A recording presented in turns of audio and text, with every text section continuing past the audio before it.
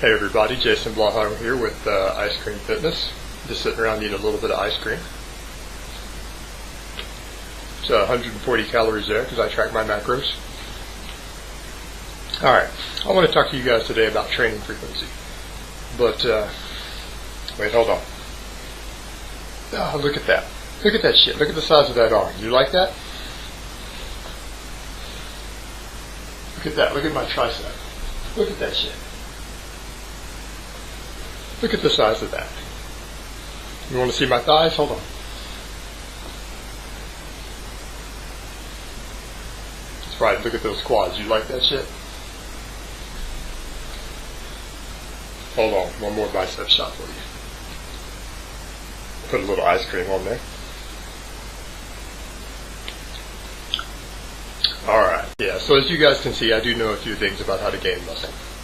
A lot of you guys probably wonder, how often should you train a body part? You read all of these things in magazines and other sources telling you should train it once a week, you should train a body part twice a week. They talk about overtraining. And the reality of the subject is, again, as I said before, there is no one right way to train. There are many ways to go about this. There are many ways that produce a lot of results. But what does the science say on the matter? I mean, this subject for a beginner, and when you talk to an expert, you talk to someone who has a degree in exercise science, it's pretty shut and closed. For the most part, they'll tell you that most novices will make optimal gains training a body part somewhere between 2 and 5 times a week. And again, that depends on genetics and other factors. But the majority of people are going to make their most optimal gains training about 3 times a week. And so you're probably wondering, what's the reason for this? Well, they get this from basic, protein synthesis numbers. When they look at post-training elevated protein synthesis in a muscle, you usually find that it's only elevated for, again, 28 to 48 hours after you train a given muscle. So again, if you're not training a muscle close to every 48 hours, you have a lot of downtime to where it's not growing. So again, if you want optimal results, you should probably be training each body part 3 times a week as a novice trainee. Anyone, in their first year or two of training experience. And you should probably be training full body because, again, if you're going to train only 3 or 4 days a week, you're going to need to train your entire body if you're going to train each thing 3 times a week. So that needs to include basic heavy movements like squats, deadlifts, bench press, barbell rows, all of your basic work.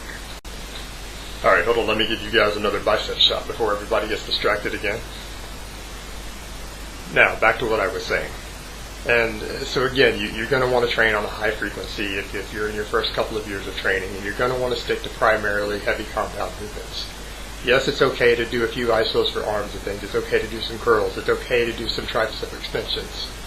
But when you're trying to build a foundation, when you're trying to put on size, trying to put on real muscle, these things are only going to help you a little bit. You really need to be focused on the movements that are going to recruit a wide variety of muscle groups.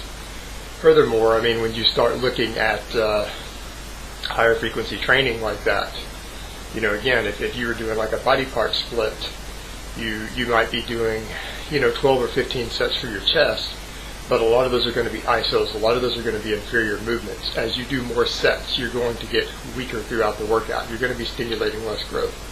Whereas if you did that same 15 sets, but you did all heavy presses, maybe all 3 of those days heavy bench press, or 2 of those days heavy bench press and heavy inclines, and you do 5 sets of each on 3 different days, the sheer workload that you're going to get, the sheer carryover that you're going to get to other muscles, and the amount of weight you're going to be moving for all of your sets is going to be a lot higher if those 15 sets are spread out over the week. You're going to be able to use a lot more workload. You're going to be able to induce a lot more hypertrophy that way.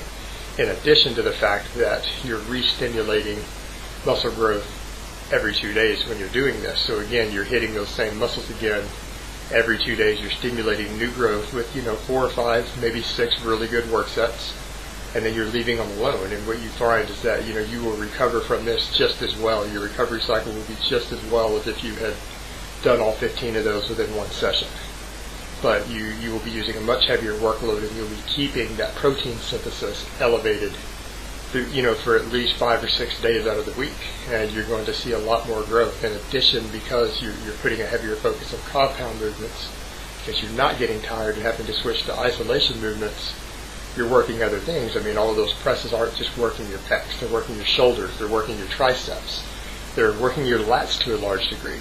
So again, I mean, if you're training this way and you're trying to build your foundation, you're going to get there so much faster than if you try to do a body part split and do 12 to 15 sets for a body part and then give it a week and come in and train a different body part the next day.